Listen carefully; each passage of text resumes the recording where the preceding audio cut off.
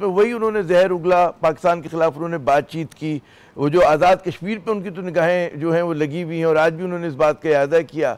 तो ऐसे पस मंज़र में बातचीत से क्या, जो अगर कोई बातचीत की बात हो रही है तो उससे उसके क्या इम्कानात आपको नज़र आ रहे हैं जनाब?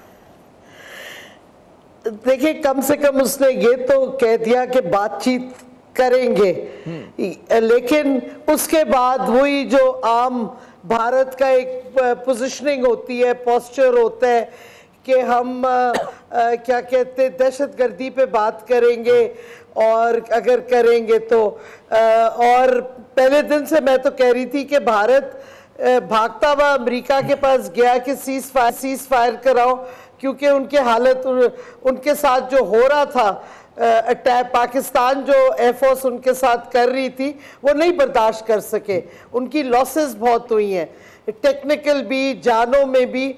तो वो अमेरिका ने उनको ऑब्लाइज किया, सीज फायर कह दिया। अब मोदी कह रहा है कि ये सीज फायर नहीं है, ऑपरेशन सिंदूर अभी जारी है, ये पॉज है। क्या मतलब पॉज है? उधर डीजीएमओ सीज फायर की बात कर रहे हैं, मोदी पॉज की बात कर रहे हैं। तो जब तक हिंदुस्तान में एक क्लैरिटी नहीं आएगी, एक पोजीशनिंग सही नहीं होगी, बातचीत कहाँ होगी? ये भी बड़ी बात है कि सीज फायर अभी मेंटेन्ड है, लेकिन कब तक होगी?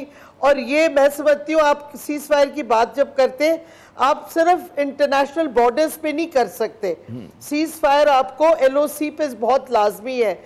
आप कश्मीरीज ने सबसे ज़्यादा सफ़र किया है अभी जो जंग हुई है, डिस्प्लेसमेंट कश्मीरी सिविलियंस की हुई है, लाइफ लॉसेस उधर हुई है। आप कैसे कह सकते हैं कि सीज फायर सिर्फ इंटरनेशनल बॉर्डर पे है, लेकिन हिंदुस्तान एलओसी के ऊपर जो मर्जी करे, कत्ले आम कर दे? ये एक्सेप्टेबल नहीं होना चाहिए पाकिस्तान को।